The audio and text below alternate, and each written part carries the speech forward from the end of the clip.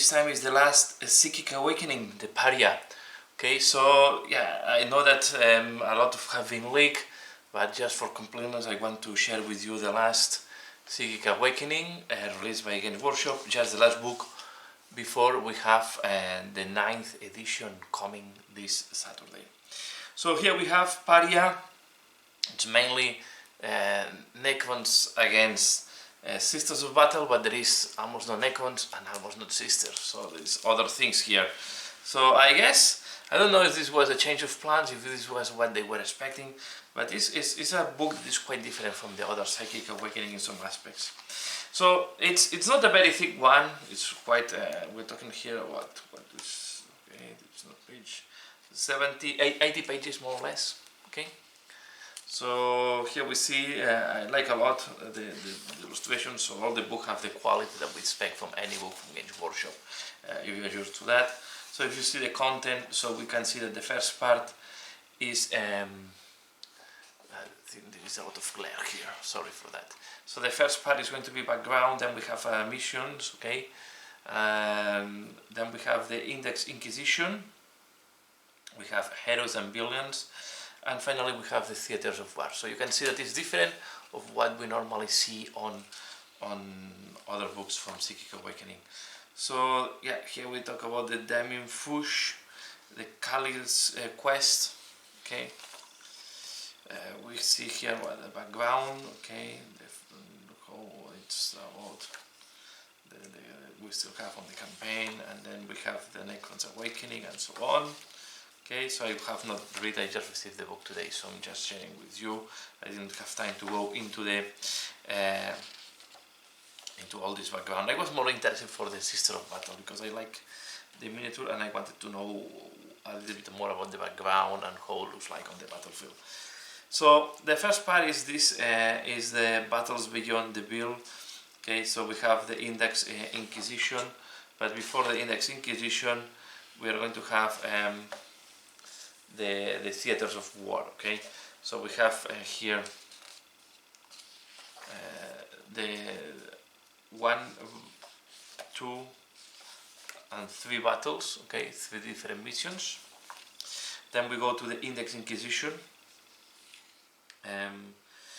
The rule of law of the Inquisition is that you can add an Inquisitor inside of any imperial army, okay, and they don't prevent the rest of the army to have the doctrines and all the sub-faction and faction rules.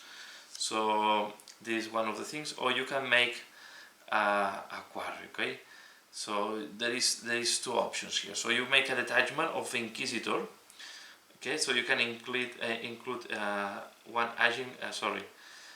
No more than 1 Inquisitor unit can be included in an Inquisition detachment. So you will have an Inquisition detachment that normally will be an HQ, because we have here different HQs, and elite. So you have to take I think it's a Vanguard, right? Let's see in 9th edition how this works. This is one option. Or the other option is that you use the agents of the Imperium. Okay, you can see they are agent of the Imperium, and I guess all of them there. I didn't check in just now with you. Okay, they are agent of the Imperium. So it means that you can include an Inquisition inside of an army that is Empire, and it's not preventing. So the inclusion of agent of the Imperium unit does not prevent other units from their detachment from benefiting from the detachment abilities, like chapter tactics, defenders of humanity, etc.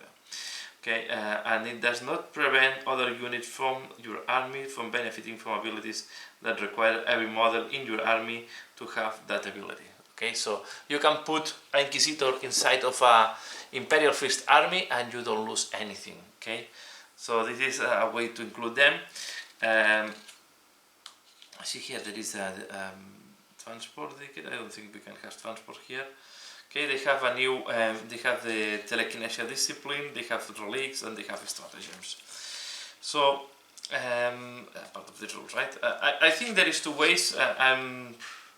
Then units with Order Maleus, Order Hereticus, Order Cenus, on Order Minoris, okay? Keyword gain the respective, and then you have also abilities, okay?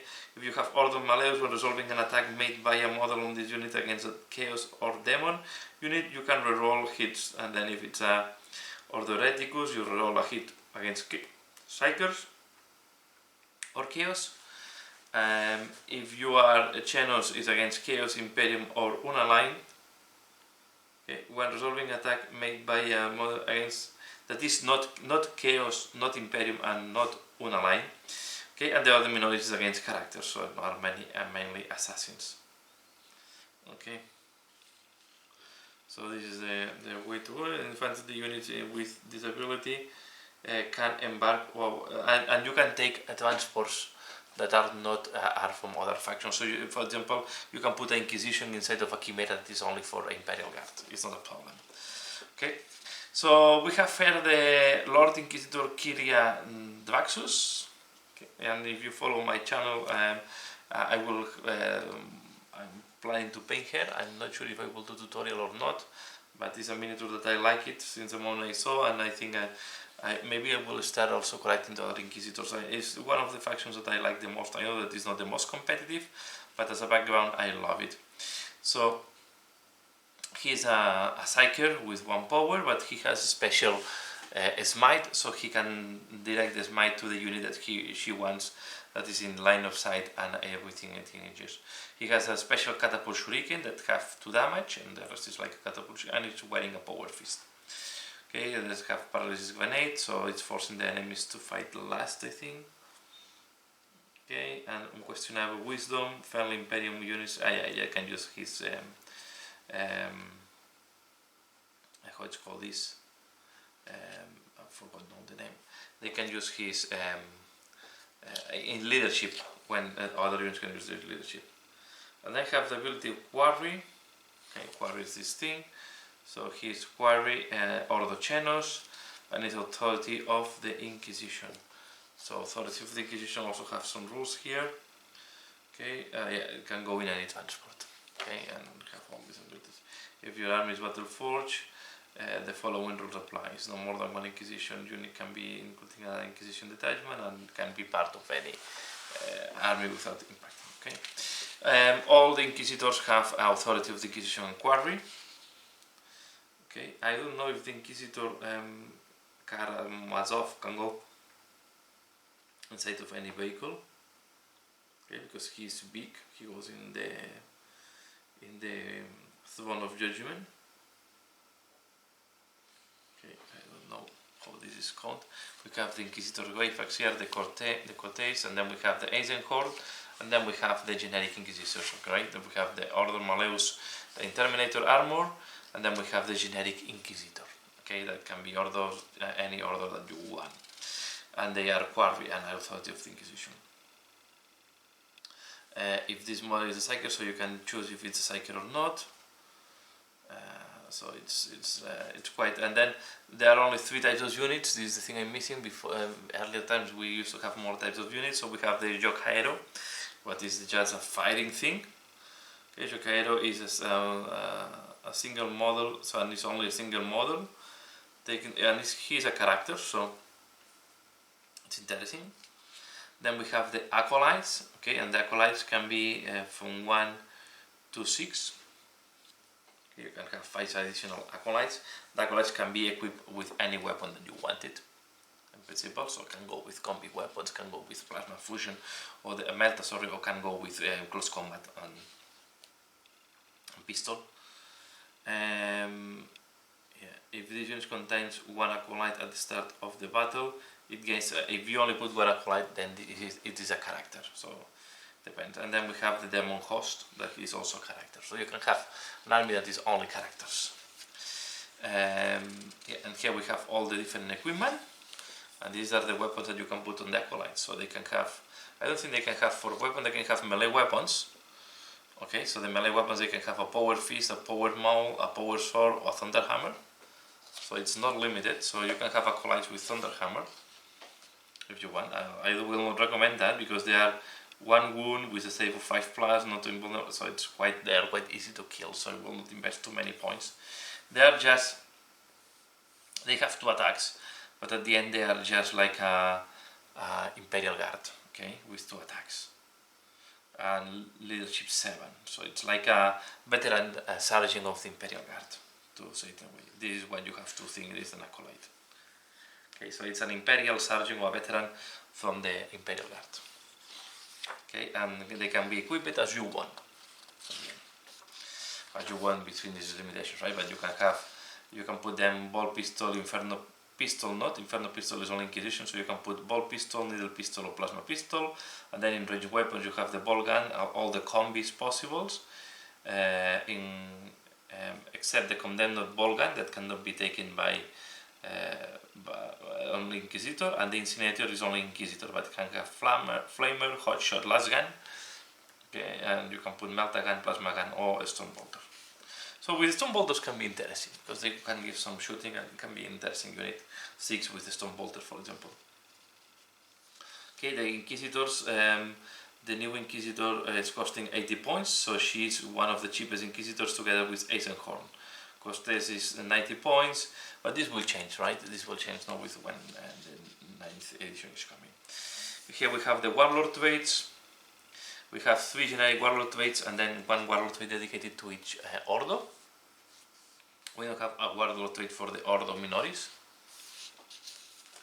We have the Telethesia Discipline. So we have 6 powers plus 1 for each pose. We have 9, but these 3 are dedicated. We have the Relics of the Inquisition again. Some are dedicated, I don't know if some are dedicated or not. This is Ordo Maleus, this is Ordo Chenos, this is Ordo Reticus. This is all Inquisitors, and this is Inquisitor. And all are for Inquisitors, what you see here. You cannot put what makes sense in relics on acolytes. Okay. We have stratagems, and then we can put random names. Okay. So this is interesting because they have 2 Inquisitors. They have 1 Ordo Hereticus and 1 Ordo Maleus Inquisitor that I convert myself. So I'm looking forward to use them maybe in the future, as well as I have the new lady. Okay, and now we go to Heroes and Villains, and here we have the lady, the Ephrael Stern, that is coming from the Demon Fuge. Okay, this lady is like a, I will say it's like a warp entity, or it's like a psyker entity, right? It's like not psyker. It will say it's a ethereal entity. So it's a move. It's the faith of the Emperor that is moving her. So she was she was killed, and then she was resuscitated by the faith and will of 700 sisters that were tortured by Slanesh. So all the sisters focus their pain and their faith into this lady, and then she was resurrected, and now she is like we'll say a warp entity in a way. Okay, so she's always goes with the, you have to buy them together. You have to buy together with Kiganil, who is the Harlequin that is following her, and they are mainly close combat strong guys, but she also have a smite that is not a psychic power. Okay, she can do smites, but without being a psychic power. So she's doing unstoppable smites. You roll on 5, you do d3 wounds to the closest unit. On 9 or more, you do d6 damage, d6 mortal wounds to the closest unit. Okay. So again, quite strong, and then she also have a good weapon in close combat, and then she goes with the Harlequin that is also a good close combat guy. 4 attacks each, and they have she has a strength 4, the Harlequin have a strength 3 and toughness 3. Weapon skill 2+, ballistic skill I don't care. But she has a pistol, a ball pistol, but you don't care too much that. And she has grenades. Maybe for the grenades that is 3+. They move 7 and 8, so they are quite fast. Leadership 9. So, and they can be included in any Empire army. See, they have in principle the same rules as the Inquisitors. Okay, so you can include them in any Imperial army. Any army that have the Imperium keyword, they can be included, and they don't prevent any rule. on this, okay? So this unit does not prevent other units from your army from benefiting from detachment abilities, example, chapter tactics, and does not prevent units from gaining abilities that require every model in your army to have the ability, okay? So you can include this lady again inside of the Ultramarines, and the Ultramarines keep all the abilities of the Ultramarines, and she can do his stuff. Of course, she's not benefiting from the Ultramarine rules because she is not an Ultramarine. And then we have the Illuminor Zeras, what is the new, very nicely Necron, okay, having the new aesthetics of the Necrons. And we go to the last part of the book that is called the Theaters of War, and this is something that it dragged me at the end the interest, because it's if you play narrative, it's quite interesting stuff, okay? So we have different theaters of war, and then you have rules to play in this environment. So if you want to play, for example, a battle in the wet way, so you have rules to play in the wet way. You have a worn-torn shrine wall, okay? So you have different environments. The board wall, this is quite interesting. So this is like if you're fighting in a planet that has been devoured by the Tyranids. But you also have a demon wall, and you have a hive wall, forge wall, a perilous jungle, the relic wall. So this is a wall dedicated to the sanctity of the emperor, I guess. So walls scored by war disaster are not always seized. Many of are simply lost. I know these are just a. Okay, so this is a Necron tomb wall. So this is very, very. And then that's all. Okay, this is the last one. We have the psychic awakening symbol, and then we have here the conclusion. So this is what you have in this book. I don't know if they have changed plans and they have modified this book or not. It's weird that we don't have anything for the Necron. Well, it's not weird, but in a way it's weird, right? Because we know the Necrons are coming now in 9th edition, so it makes in a way sense that there is not too much about Necrons. Also, the Sisters of Battle were just released, so this may be the reason why we don't see anything about the Sisters of Battle. But it's the first book where we don't have like sub-factions or more explanation about the factions that are inside of the book. But anyway, in a way, Games Workshop have done what they say, that they will give something to every army, and I guess if you are Necron, it's not worth it to buy this book unless you are very interested on the narrative part, where you have all the different type of environments for narrative battles. Okay. If your collection is quite interesting, and also if you want to read the floors, but remember, this book does not have a ton of fluff. We're talking about maximum 20 pages. I like it because I like Inquisition, and I like these two characters, and I want to know more about these guys. Okay, so yeah, this is what you find in this book. Please let me know what do you think. Give a like if you have liked this video. Let me know if something interesting for you. And as usual, thanks a lot for watching, and see you again later. Bye.